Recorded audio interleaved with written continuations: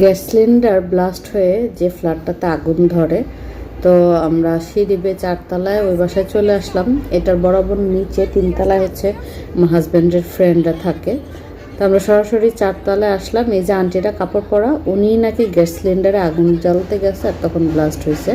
মাত্রই নাকি বোতল শেষ হয়ে যাওয়ার পর নতুন বোতল টানছে, আনার পর লাগানোর সময় সম্ভবত ভালো করে এটার যে একটা রেগুলেটর থাকে এটা সম্ভবত লাগাইতে পারে নাই। যখন উনি চুলায় গ্যাস দিয়ে সম্ভবত আগুন দিতে গেছে তখন এটা ব্লাস্ট হয়ে যায়।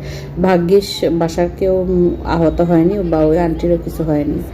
রান্নাঘরের কাছে যাওয়া যাচ্ছিল না, রুমটা রান্নাঘরটা এত হিট, প্রচুর পরিমাণে তাপ হয়েছিল। তো নিচে 8-10 জন ছেলেদের দেখে আসলাম, সম্ভবত 10 থেকে 15 বছরের মধ্যে হবে এরকম বয়স ভেরিয়েন্টে ওরা ছিল।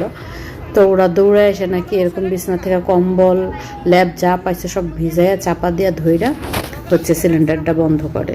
সেটিং ফ্যান, এই যে উপরের তলার পাইপ, এগুলো গইলা পড়ছে, মানে দেয়ালের টাইলস পর্যন্ত উঠে গেছে। এই যে দেখেন, সেটিং ফ্যানটাও পড়ে গেছে, জানলার গ্লাসগুলো ফাটা ধরে গেছে। বড় ধরনের বিপদ থেকে আল্লাহ বাঁচাইছে। আর হচ্ছে যে বালির বস্তা নিচের থেকে নিয়ে আসছে ছেলেরা, যে যেমন পাশে পানি আনছে। ফায়ার সার্ভিস এসে পৌঁছানোর আগেই এলাকাবাসী এবং ছেলেরা আগুন নিভাতে সক্ষম হয়। খুব সাবধানে সবাই সিলিন্ডার গ্যাস চালাবেন।